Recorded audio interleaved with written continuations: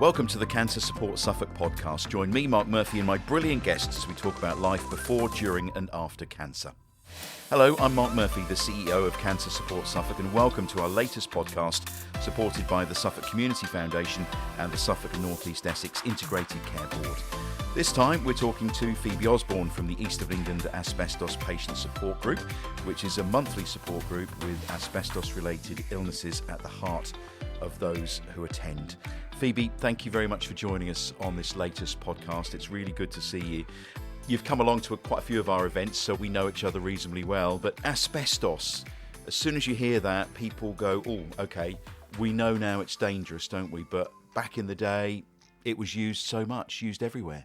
The UK are one of the largest users of asbestos. We never mined the material, but we used it in every aspect of our daily living, especially in the 50s and 60s. And this is the issues that we're seeing now, that latency period, that 20, 30, 50 years after the asbestos fibres were released into the atmosphere where people were working. They are being diagnosed with mesothelioma, asbestosis, pleural thickening, and it takes decades after. And it's just shocking to think that we never mined it. It was all imported into the UK, and it's now in a really degrading state, and we're seeing so much suffering, unnecessary suffering. So lots of people will have installed things with asbestos, taken stuff away with asbestos.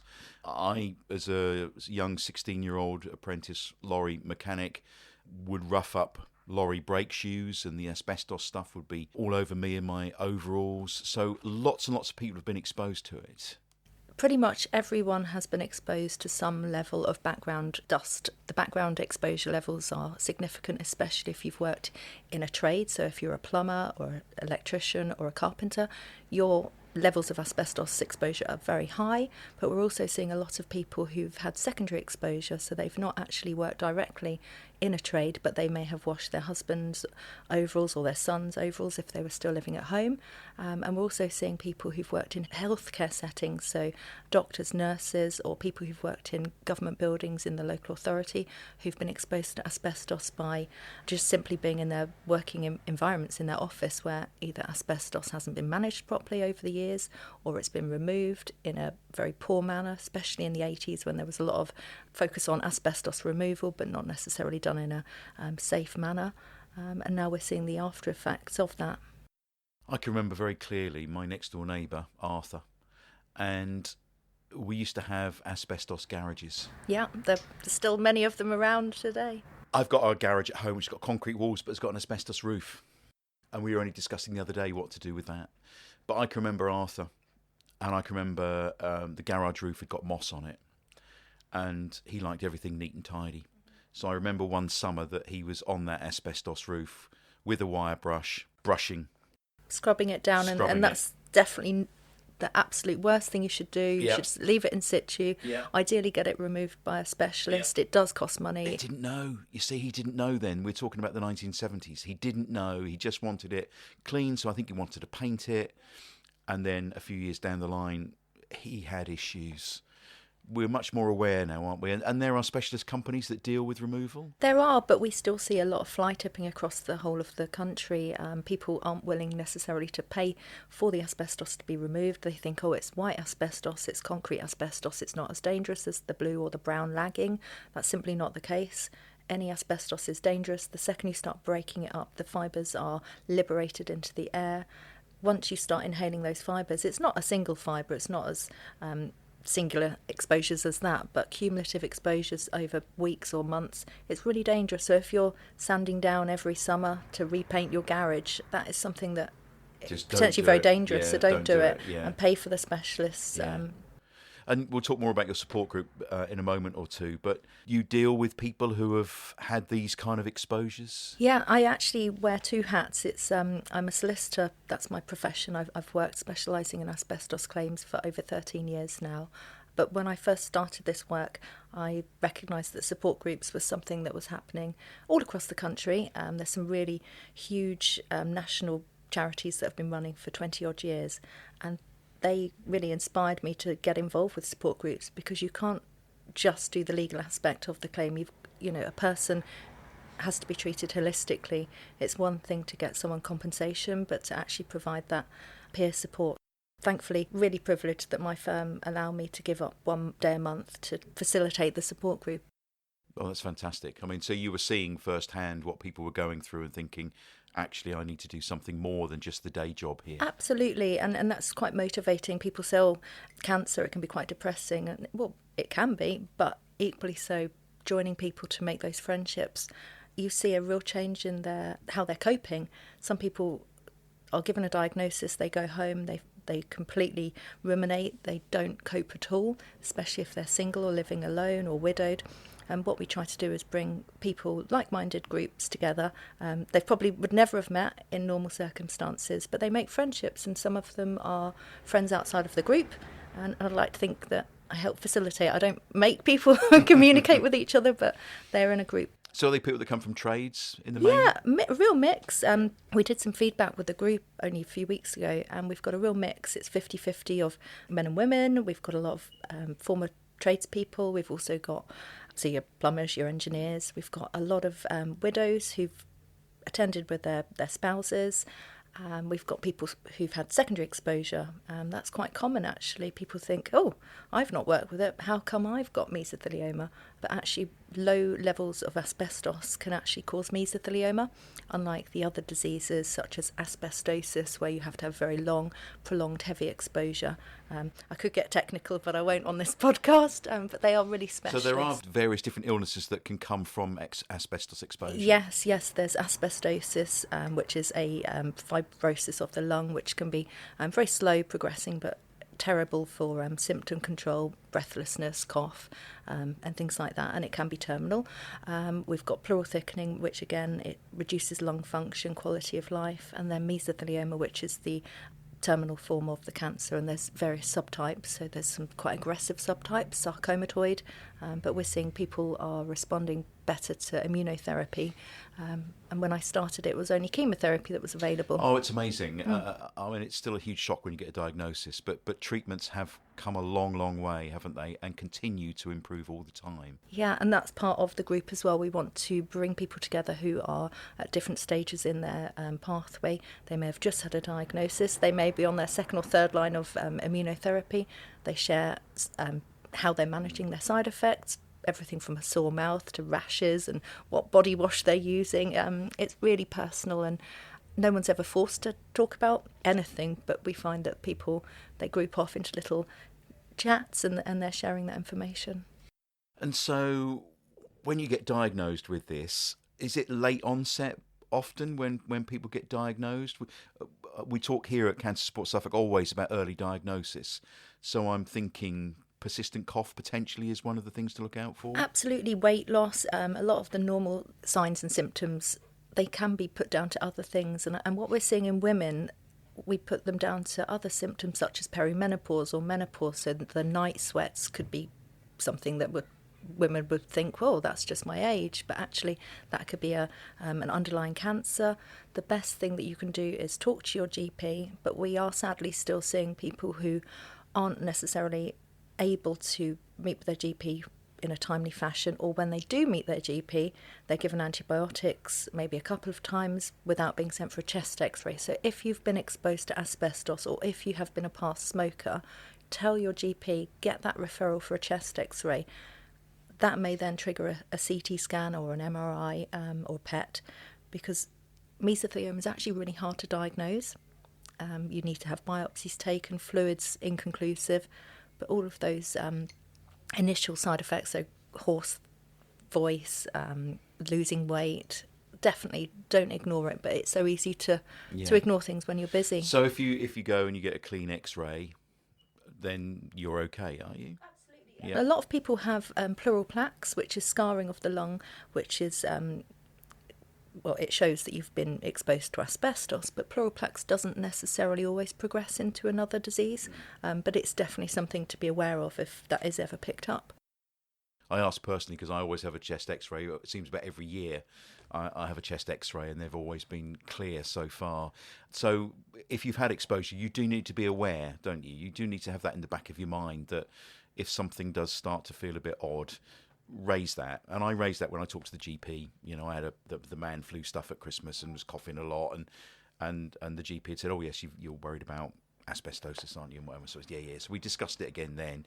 So it is something that we need to be thinking of if we know we've had exposure. And that's absolutely the case. But some people will never know that they've been exposed, be it in the workplace or they just weren't aware. When we then look at someone's work history and ask those pertinent questions, it can really floor people to think, oh yes, my employer didn't necessarily protect me, or yes, my father did work in an industry, I didn't pay much attention. And then you delve a bit further and you find out perhaps the father would come home wearing his work clothes. You'd go maybe for a Christmas party at the factory that they worked at, which was very common in the 70s and 80s.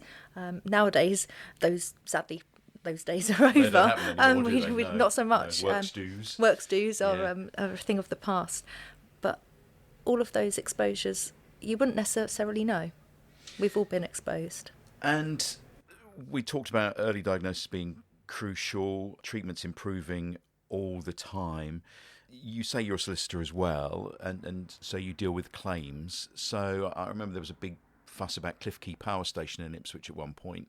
There was a big campaign about that, wasn't there? And I think people were really struggling to get compensation there. So how difficult is it for people to get that? Claims aren't straightforward. What we're seeing now is asbestos exposure happened many years ago, so the documentary evidence isn't always easy to locate. People may have lost friends, you may not have kept in touch with people, so finding witnesses can be really tricky, which is why sometimes you might see a witness appeal in a newspaper. If you ever do see one and you can help, definitely do, because if you can share that information, it can be really crucial to someone's claim. It's not selfish to want to claim it, especially if you're going to try and get some future medical treatment costs. Yeah. And is that for people who have been diagnosed? Yes, yeah. And people don't necessarily realise what claims are about. It's not just a litigious kind of American style trying to get money. This is someone's loss of life expectancy. It's to compensate them for... And you've potentially had a negligent employer, haven't you? Yeah. And it's a very aggressive illness. Cancer isn't something that anyone wants, and if you can try and get some compensation to help your quality of life, to ensure that your loved one's going to be looked after you're gone, it's your right to do that, and I'm quite passionate about that. I don't think we're litigious for no good reason. No. And some companies, they knew they didn't take the precautions. Only yesterday I met with a former lift engineer, and I'd acted for his colleague maybe 8 years ago, and he couldn't believe it. But this is what we see, the patterns time and time again.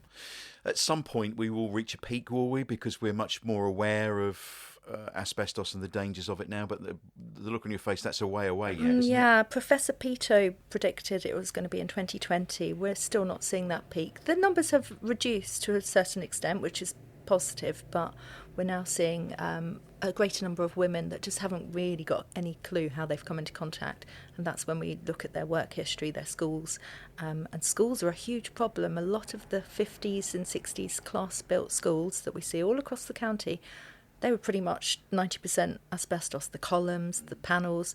We hear of pupils punching holes in walls, kicking doors, constant banging of doors, lagged pipes. It's no wonder people are being diagnosed with mesothelioma. If their schools contained it, the younger lungs are more predisposed, and then perhaps workplace exposure, cumulative exposure, year on year. Wow. I didn't realise just how potentially widespread and how many different people. I just expected it to be plumbers, electricians, motor mechanics like me, but it's far more than that. And even in sound desks and sound booths and sound recording, it was a really very widely used acoustic insulation material. Gosh. So we're seeing actors, people who've worked in drama studios, so many industries. You can't rule out anything. And talcum powder, which is another thing that we're seeing a huge number of ladies that have used talcum powder products, be it makeup or, baby powder. Yeah. And that's linked to asbestos. Gosh. Yeah. It was just part of our everyday life, wasn't it? Yeah. I'm born in the 80s, so I feel like I've got a bit of an analogue and digital overview of on the cusp of it. And I remember family members using talcum powder, gift sets being given that comprised of a talcum powder puff. My grandmother used it. I love makeup. I worked on a makeup counter, and they have been sued countless times, and that is quite worrying. and also working retail during my studies, I know back of house in retail, especially in some of the high streets, there's a lot of asbestos in those storerooms and stock rooms, and that's where people are coming into contact with it. Well, it's been a revelation talking to you really today. The support group, you meet once a month? We do, yeah, on the second Thursday of every month. We also have a summer outing. Last year we went on the River Orwell, Lovely, which was great. This year we're hoping probably to go to Felixstowe Pavilion. Yep, Spa. Spa, yes, yep. Which would be lovely. And then we have our Christmas lunch, and we celebrated Chinese New Year last. Oh, brilliant! Yeah, which is good. And you've got some feedback from your members there. What sort of things do they share with you? They said that they find it very welcoming.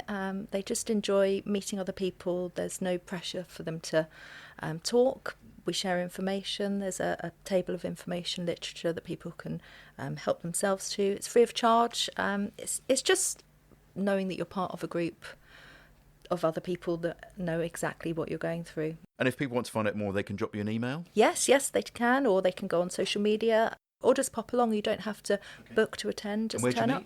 We're at the Southgate Centre, which is just in Bury St Edmunds, and there's free car parking and it's accessible as well. Perfect.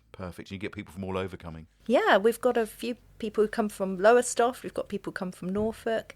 We're open to everyone. Yeah. It's important to share, isn't it? You know, and to know that you're not alone through this. Yeah, we've got some people who've been coming over 3 years, and we've got a couple of our members that are 5 years post-diagnosis, which is quite an accomplishment in itself. You know, it's not been easy for them. They've had a lot of treatment. One lady, actually 7 years post-diagnosis, who's been on a clinical trial.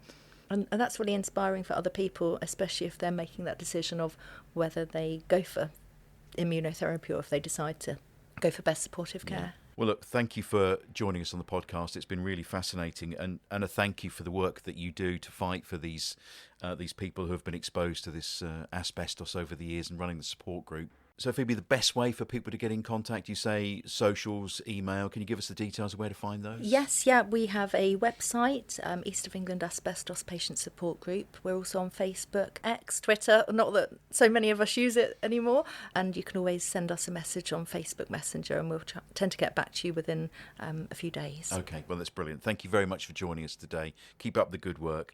That's Phoebe Osborne from the East of England Asbestos Patient Support Group, a monthly support group with asbestos-related illnesses at the heart of those who attend.